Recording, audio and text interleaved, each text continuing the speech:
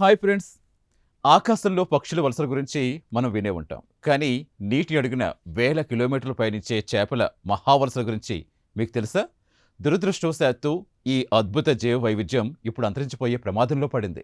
గత 50 ఏళ్లలో 81% వలస చేపలు మాయమైపోయాయి. ఐక్యరాజ్యసమితి వివరించిన ఆ భయంకర నివేదికలో అసలు నిజాలేంటో ఇప్పుడు చూద్దాం. బ్రెజిల్‌లో జరిగిన COP15 సదస్సులో కన్వెన్షన్ ఆన్ మైగ్రేటరీ స్పీసీస్ ఈ నివేదిక విడుదల చేస్తుంది. 1970 నుంచి ఇప్పటి వరకు చేపల జనాభా 81% పడిపోయిందని శాస్త్రవేత్తలు గుర్తించారు. ముఖ్యంగా ఆసియా, దక్షిణ అమెరికాలో నదులు ఈ విపత్తుకు ప్రధాన కేంద్రాలుగా మారిపోయాయి.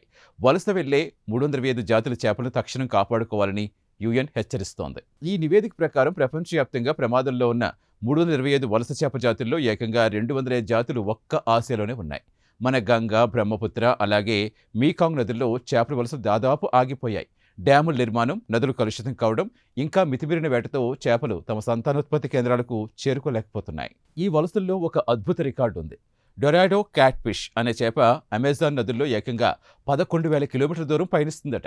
మంచినీటి చేపల్లో ఇదే అతిపెద్ద వలస. కానీ నదుల మధ్యలో అడ్డంకులు రావడంతో ఈ అద్భుత ప్రయాణం ఇప్పుడు అర్ధాంతరంగా ఆగిపోయింది.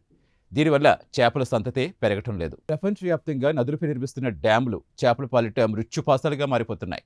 నదులను ముక్కలు చేయటం వల్ల చేపల మైగ్రేషన్ కారిడార్స్ దెబ్బతింటున్నాయి. దీనికి పరిష్కారంగా మల్టీ స్పీసీస్ యాక్షన్ ప్లాన్ 2026-2036ను సైంటిస్టులు సిద్ధం చేశారు. నదులను వేరువేరు దేశాల ఆస్తులుగా కాకుండా ఒక అనుసంధాన వ్యవస్థగా చూడాలని వారు సూచిస్తున్నారు. ఈ ఆవిష్కరణ ఎందుకు ముఖ్యం? ఇది కేవలం చేపల సమస్య మాత్రమే కాదు, వందల కోట్ల మంది ఆహార భద్రతకు సంబంధించిన విషయం. అమెజాన్ వంటి ప్రాంతాల్లో 93% మత్స్య సంపద ఈ వలస చేపల నుంచే వస్తోంది. ఇవి అంతరిస్తే కేవలం పర్యావరణమే కాదు, మత్స్యకారుల ఉపాధి, ప్రపంచ ఆర్థిక వ్యవస్థ కూడా దెబ్బతింటుంది. చూసారుగా, నీటి అడుగులు నిశ్శబ్దంగా ఒక మహా విపత్తు సాగుతోంది. నదులు మన రక్తనాళాలు లాంటివి. అవి ప్రవహించినంత కాలమే లోపల జీవం ఉంటుంది.